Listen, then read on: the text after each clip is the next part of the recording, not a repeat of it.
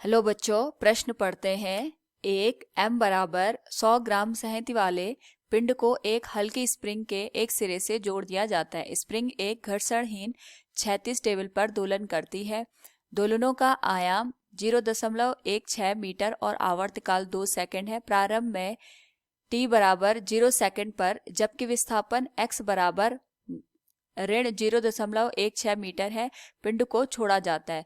तो पिंड के विस्थापन का किसी भी समय t पर सूत्र होगा। यहाँ पे हमारे पास 4 विकल्प दिए हैं। तो सबसे पहले हम यहाँ पे मुख्य अवधारणा का प्रयोग करेंगे और यहाँ पे जो मुख्य अवधारणा है वह है सरल आवर्त गति।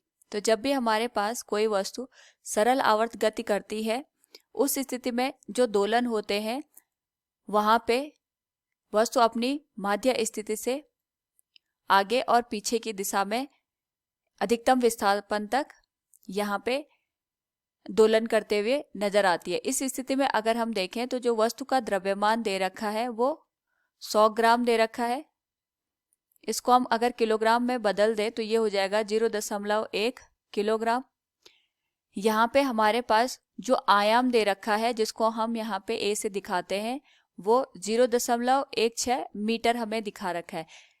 और साथ में ये भी दिखा रखा है कि प्रारंभ में t बराबर 0 सेकंड पर जबकि विस्थापन x बराबर -0.16 मीटर है। इसका मतलब इसका जो विस्थापन है अधिकतम जो मान है वो -0.16 मीटर से यहाँ पे शुरू हो रहा है।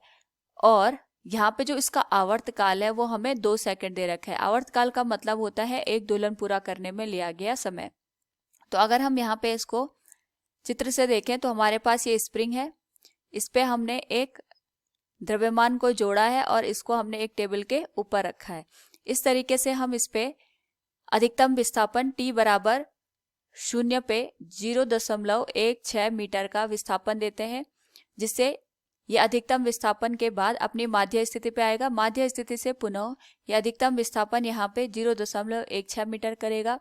अधिकतम यहाँ पे विस्थापन करने के बाद पुनः ये अपनी माध्य स्थिति में वापस आएगा और माध्य स्थिति से अधिकतम विस्थापन हमें यहाँ पे देखने को मिलेगा। इस स्थिति में अगर हम देखें तो जो हमारे पास यहाँ पे विस्थापन हो रहा है ये क्षैतिज दिशा के अनुदिश हो रहा है।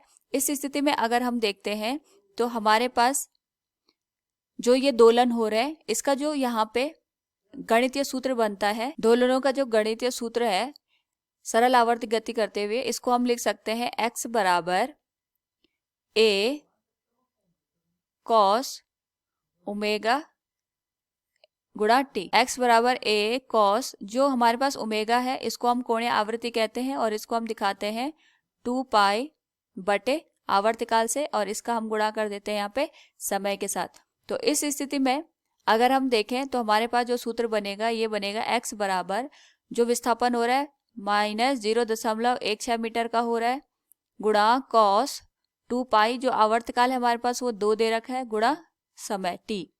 तो यहाँ से जो हमारे पास सूत्र बनेगा ये बनेगा x बराबर -0.16 cos पाई गुणा t।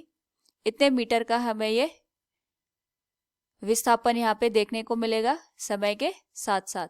तो अगर हम यहाँ पे प्रश्न के अनुसार देखें तो हम कह सकते हैं पिंड के विस्थापन का किसी भी समय t पर सूत्र होगा x बराबर -0.16 cos पाई गुणा t के बराबर।